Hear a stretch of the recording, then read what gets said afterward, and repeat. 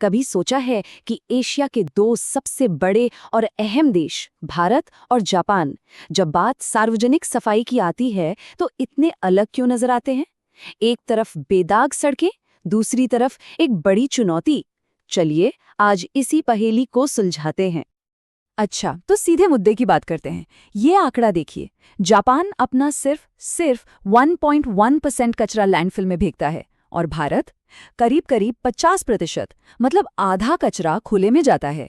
ये फर्क जमीन आसमान का है और आज हम इसी की जड़ तक जाएंगे।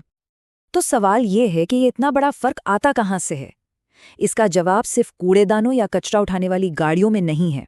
नहीं, इसकी जड़ें कहीं ज्यादा गहरी हैं, समाज की संस्कृति और लोगों की सोच में। जापान की इस कहानी की शुरुआत होती है एक शब्द से, ओसोजी। इसका मतलब है बड़ी सफाई। सोचकर देखिए, बच्चे स्कूल में रोज अपनी क्लास, अपनी डेस्क, यहाँ तक कि टॉयलेट भी खुद साफ करते हैं।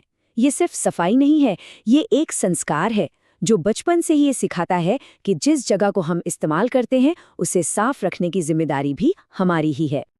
और ये ओसोजी अकेला नहीं है, इसके पीछे कई और वजह हैं, जैसे कि शिंटो धर्म जो पवित्रता पर बहुत जोर देता है, या फिर मोत्ताई नाई की सोच जिसका मतलब है किसी भी चीज की बर्बादी पर अफसोस करना। और एक और चीज है, हाजी, यानी इस बात की शर्म कि आपकी वजह से किसी और को तकलीफ हो। ये सब मिलकर एक ऐसा समाज बनाते हैं जहां सफाई एक निजी नहीं बल्कि सामूहिक जिम्मेदारी है। मिंट मैगजीन की ये लाइन इस पूरी बात को एक वाक्य में कह देती है। एक जगह सड़क पर कूड़ा फेंकना नॉर्मल है, दूसरी जगह सफाई रखना नॉर्मल है। बस यही सोच का फर्क है। वहीं दूसरी तरफ अगर भारत की बात करें तो यहाँ की कहानी थोड़ी और पेचीदा है। एक तो जाति व्यवस्था की ऐतिहासिक विरासत ने सफाई के काम को एक सामाजिक कलंक की तरह देखा। दूसरा, हमारे यहाँ निजी और सार्वजनिक जगह के बीच एक बड़ी दीवार है। अपना घर तो चमकेगा, लेकिन घर के बाहर की सड़क वो किसी और की जिम्मेदारी है। और इसी से जन्म होता है उस रवैये का कि ये मेरा काम नहीं है। और ये सोच सार्वजनिक सफाई के लिए एक बहुत बड़ी चुनौती रही है। चलिए अब संस्कृति और सोच से आगे बढ़ते हैं और देखते हैं कि ये सब चीजें जमीन पर कैसे काम करती हैं। मतलब असली सिस्टम और इंफ्रास्ट्रक्चर में ये कैसे बदलती हैं। ये बार चार्ट देखिए, ये कहानी को बिल्कुल साफ कर देता है। जापान अपना लगभग 99% कचरा या तो जला देता है या रिसाइकल कर लेता है, मतलब वेस्ट को मैनेज करता है। और भारत, ये आंकड़ा है सिर्फ 36%। ये एक बहुत बड़ा, मतलब बहुत ही बड़ा सिस्टम का फर्क है। तो सवाल ये है कि जापान ये करता कैसे है? उनका सिस्टम शुरू होता है हर एक नागरिक के घर से। लोग घर पर ही कचरे को 8 से लेकर 45 अलग अलग कैटेगरीज में छांटते हैं। हर कैटेगरी के लिए अलग रंग का बैग होता है और उसे उठाने का एक तय दिन और समय होता है। और सबसे दिलचस्प बात, सड़कों पर आपको कूड़ेदान मिलेंगे ही नहीं। ये सुनने में उल्टा लगता है, लेकिन इसका मकसद है लोगों को अपनी गंदगी की जिम्मेदारी लेना सिखाना और उसे घर ले जाकर सही तरीके से फेंकने के लिए प्रोत्साहित करना। और वहीं भारत में चुनौती का पैमाना देखिए।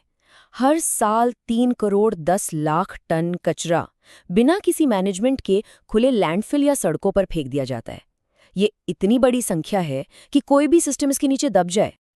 ये टेबल देखिए, ये अंतर को और भी साफ साफ दिखाती है। कचरा कलेक्शन जापान में 100%, भारत में 70%। कचरे को अलग अलग करना जापान में बहुत डिटेल में होता है, भारत में बहुत कम। और फंडिंग, जापान में सिस्टम के लिए पैसा है, भारत में अक्सर पैसों की कमी एक बड़ी चुनौती बन जाती है। तो जाहिर है इन सब चीजों को आकार देने में सरकार की नीतियों का बहुत बड़ा हाथ होता है। तो चलिए अब उसे भी समझते हैं। इस टाइमलाइन पर एक नज़र डालिए, ये बहुत कुछ कहती है।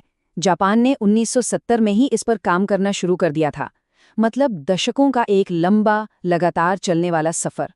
वहीं भारत ने 2014 में स्वच्छ भारत मिशन के साथ एक बहुत बड़ा और बहुत तेज अभियान छेड़ा। और स्वच्छ भारत मिशन भारत का अब तक का सबसे महत्वाकांक्षी सफाई अभियान रहा है। इसका पैमाना जबरदस्त है। इसका मकसद सिर्फ इंफ्रास्ट्रक्चर बनाना नहीं था, बल्कि करोड़ों लोगों की सोच और आदतों को बदलना था। और यही इसे एक बहुत बड़ी चुनौती और एक बहुत बड़ा अवसर भी बनाता है। और इस मिशन के कुछ नतीजे वाकई कमाल के रहे हैं। सोचिए, 2014 से 2019 के बीच 10 करोड़ से ज्यादा, जी हाँ, 10 करोड़ से ज्यादा घरेलू टॉयलेट्स बनाए गए। ये खुले में शौच को खत्म करने की तरफ एक बहुत बड़ा कदम था। और अगर ये देखना हो कि भारत में क्या कुछ मुमकिन है, तो हमें इंदौर को देखना होगा। लगातार कई साल तक देश का सबसे साफ शहर, ये कोई छोटी बात नहीं है। उन्होंने ये कैसे किया? 100% घर घर से कचरा उठाना, जीपीएस से गाड़ियों को ट्रैक करना और सबसे जरूरी बात, 100% कचरे को गीले और सूखे में अलग अलग करना, घर से ही। ये एक बेहतरीन मिसाल है कि जब मजबूत राजनीतिक इच्छा शक्ति और लोगों की भागीदारी मिलती है तो क्या हो सकता है। तो इस पूरी कहानी से, इस पूरी तुलना से हम क्या सीख सकते हैं? इसका निचोड़ क्या है?